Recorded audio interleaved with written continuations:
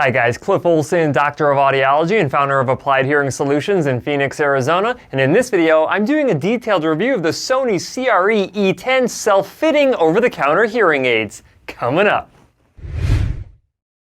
If you've been watching my over-the-counter hearing aid review videos, you're probably already aware that Sony partnered with WS Audiology to develop these Sony-branded over-the-counter hearing aids. Closely following the launch of over-the-counter hearing aids in October of 2022, Sony came out swinging with the initial release of the Sony CRE-E10 Invisible in the Canal style hearing aid. The C10s closely resemble the Signia Silk prescription hearing aids that have been available inside of audiology clinics for a while now. If you would like to check out my video review of the C10s, I will link that down in the description. Now, while the C10s were very popular when they first came out for people who wanted invisible hearing aids, they were lacking one major feature: Bluetooth. Well, that's where the Sony CRE-E10s come into play. Now, I know what you're thinking. The naming of these devices is the dumbest thing in the world, but just bear with me here. Everything that I'm going to be talking about in this video is about the E10s. The E10s more closely resemble the Signia Active prescription hearing aids that are a bit larger than the C10s, but still have a relatively small size compared to consumer-grade wireless earbuds. All right, let me go ahead and show you what these actually look like inside of my ears. They are all black, and that is the only option that you get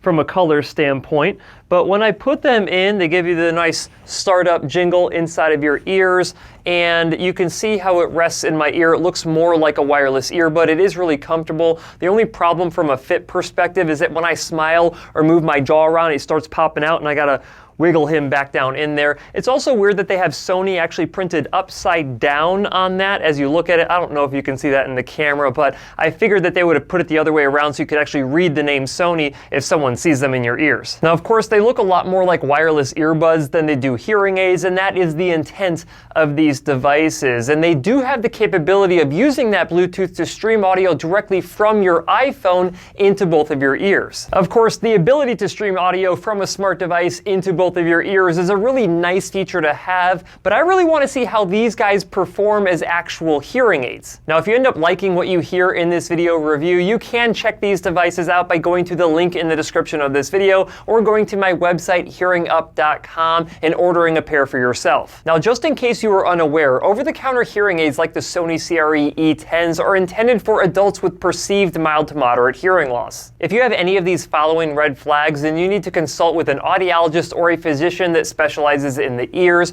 because it could be the sign of a serious medical condition. These red flags include visible congenital or traumatic deformity of the ears, history of active drainage from either ear within the previous 90 days, visible evidence of significant earwax accumulation or foreign body in the ear canal, pain or discomfort in the ear, acute or chronic dizziness, history of sudden or rapidly progressive hearing loss within the previous 90 days, or unilateral hearing loss of sudden or recent onset within the previous 90 days as well. And of course, if you decide to try the Sony CRE-E10s and you do not receive benefit from them, it does not mean that hearing aids will not work for you. It just means that you likely need prescription devices fit by a hearing care professional. All that being said, let's go ahead and get into the review. So the Sony CRE-E10s are purchased in pairs, and each pair of these devices is $1,300. Which is a little bit more expensive than the C10s that are sold in pairs at around $999. The main reasons for this higher price is the Bluetooth connectivity and the rechargeability, which are both really common features inside of over-the-counter hearing aids. It is nice to have Bluetooth streaming capability, but I have to say that the quality of this streaming is not on par with a pair of headphones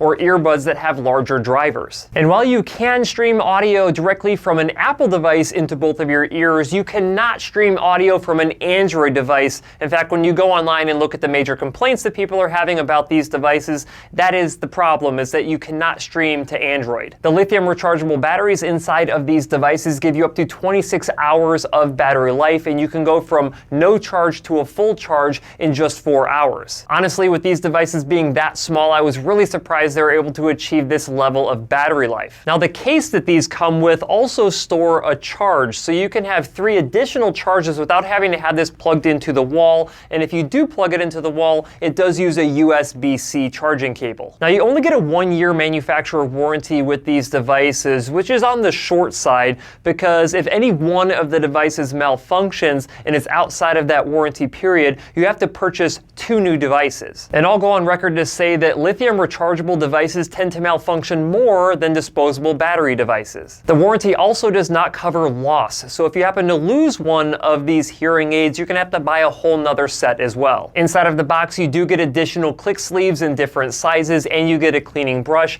I was a little bit surprised that they did not include wax traps with these, but you can purchase them aftermarket and use them on these devices as well, just in case you're someone who has waxy ears. They do have some amplification right out of the box, so you could technically just stick them in your ears and start using them, but I highly recommend that you actually connect them to the Sony Hearing Control app so you can do a hearing test with these devices in your ears, as well as do some programming adjustments. The good news is the Hearing Control app is actually compatible with Android devices as well as Apple devices. Connecting your E10s with the app is a little bit different between Apple devices and Android devices. If you have an Apple device, you're going to want to go to your settings, go down to accessibility, go to hearing devices, and then pair them inside of the phone. For Android devices, you're going to do all of the setup directly inside of the Hearing Control app. If you have any issues connecting these devices up with your smartphone, you can call Sony for technical support. I have to say that I ran into a lot of issues getting these devices connected up with the phone and actually conducting the hearing profile check, but you just have to stay with it. Sometimes you have to disconnect the devices from your phone, reconnect them, and then go back in and repeat everything over again. If you're not a technologically savvy individual, I want you to mentally prepare yourself for this to be tough. After using the app to test your hearing through the Sony CRE-E10s, you can apply the first fit amplification settings. I will say that the app seems pretty easy to navigate as a techie individual, but if you are not a techie individual, again, I'm giving you another warning. I think this is like the 3rd warning. This could be confusing for you. Of course, I will be checking the amplification capabilities of these devices here in a little bit, but before I can get into that, we have to talk about the click sleeves. The E10s come with 4 different sizes of click sleeves, going all the way from an extra small up to a large, and they have them in either closed or vented options. Now, this is very important when it comes to amplification capabilities of these devices, like you'll see here in a minute. Initially, when you're selecting the most appropriate click sleeve, you want to find the one that fits most comfortably inside of your ears, that doesn't allow it to migrate, or at least limits the migration of these out of your ear canals. Then you're going to want to select whether you're going with a closed or vented click sleeve based on the acoustics. Of course, the performance of any hearing aid, OTC or prescription, depends on how well they are able to meet your hearing loss prescription. And to help with this, of course, I enlisted the help of my assistant Bree, who has a mild to moderate hearing loss that we can use for testing. After having Bree take the hearing profile check to initially set up these devices, we went ahead and evaluated them using real ear measurement. Now, if you do not know what real ear measurement is, I highly recommend that you check out this video right here, because real ear measurement is the only way to know if your hearing aids are going to be capable of meeting your hearing loss prescription. To perform real ear measurement, I inserted probe microphone tubes into Bree's ear canals along with the Sony CRE-E10 hearing aids and measured the amplification she received from the devices while making programming adjustments within the app. Initially, I wanted to measure her ear canal resonance without the CRE-E10s inside of her ears, which is indicated by the solid pink curve. This is the natural amplification effect that everybody gets from the unique shape of their ear canal. The hashmark pink curve is the NAL-NL2 prescription for her mild to moderate hearing loss. Ideally, with all of the measurements you are about to see in this section, we would like to see the solid curves, which are the amplification levels, overlapping as closely as possible with the hashmark curves, which are the prescriptive targets. Anywhere we are below the hashmark curves, we are underamplified, and anywhere we are over the hashmark curves, we are overamplified. Of course, without any devices in Bree's ears, we can clearly see that she is significantly underamplified in these mid and high frequency ranges. Next, I wanted to measure the amount of insertion loss indicated by the solid red curve that she receives from the Sony CRE-E10s when they are turned off using the closed click sleeves. This shows us that they block a significant amount of sound from entering her ear canal naturally that would then need to be amplified using the E10 devices. Next, we measured the first fit settings of the E10s after taking the hearing profile check inside of the app, which is indicated by the solid turquoise curve. Now remember, a perfect fit would have a solid turquoise curve overlapping with the hash mark turquoise curve. At these initial settings that were calculated based on the hearing profile check Bree did in the app, she is over-amplified significantly in the low frequency ranges and under-amplified in the high frequency ranges. This gives her the perception that the hearing aids make things louder but not necessarily clearer. You can also see how much more sound she is getting from the E10s by comparing the solid turquoise curve with her pink ear canal resonance curve. Next, to get an understanding of the range using the volume control slider in the app, I set the volume to a max of 15 in green and a minimum of 1 in red. On average, it appears as though there is around a +5 decibel and -5 decibel range using the volume control depending on which frequency range you are looking at. To get an understanding of the sound balance capabilities, I set the treble to max of 7 in green and max bass at -8 in red. These are intended to work as an offset between bass and treble tones, but it appears to only either increase treble or decrease treble within a relatively small range. Given that I was unable to reduce the amount of low frequency amplification that Bree was receiving with these devices, we elected to switch her from a closed click sleeve to a vented click sleeve. When we did this, we could immediately see, using the same first fit settings in red, that we were able to reduce the low frequencies back down to her prescriptive targets without losing any amplification in the high frequency ranges. Of course, we were still significantly missing her prescriptive targets in the high frequencies, which is where she would obtain most of the clarity from speech. We did our best to customize the programming using the hearing control app, but this solid green curve is as good as we could get it. As a point of comparison, the solid purple curve is a nearly perfect prescriptive match using a fully customizable prescription hearing aid that was capable of matching prescriptive targets from 250 Hz all the way up to nearly 6,000 Hz. So once we attempted to match her prescriptive targets for average level speech as closely as we could, we wanted to go ahead and take a look at the compression settings to see how much these devices were amplifying for loud speech and soft level speech. Loud compression is indicated by the solid red curve, and soft compression is indicated by the solid turquoise curve. Based on what we are seeing here, at optimal settings, the Sony CRE-E10s are still over-amplifying loud speech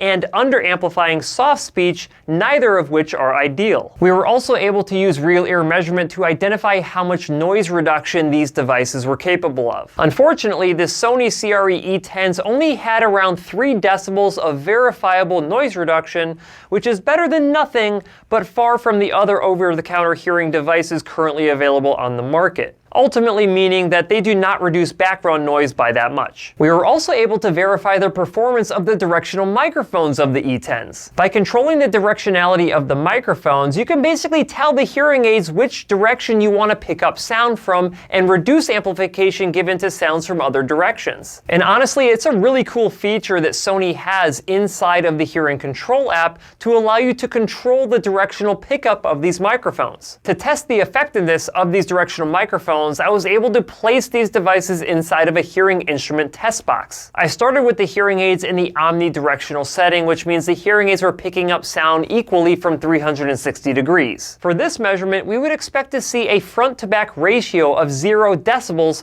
because sound is being amplified equally from every direction. Based on my testing, I actually got a negative score of -6.4 decibels, which means that in the omnidirectional setting, sound from behind is being amplified more than sound from in front. I even perceived this exact same thing during my subjective testing as well, which means either these hearing aids are faulty or my brain is faulty. And just so you're aware, every 1 decibel of measured directionality is roughly equivalent to a 10 to 18% improvement in speech understanding, or in this case, a deterioration of speech understanding. Next, I wanted to test a narrow front directional setting, which obtained a score of 3.1 decibels, which was a noticeable improvement over the omnidirectional setting during my subjective testing as well, assuming you are facing the person that you want to hear. here. Of course, I also tested the rear directional setting, and as expected, this gave me another negative score of -3.7 decibels, which is actually a good thing if you want to eavesdrop on a conversation coming from behind you. Now, I'm not 100% confident that the omnidirectional measurement was accurate, but I set the test up several different times,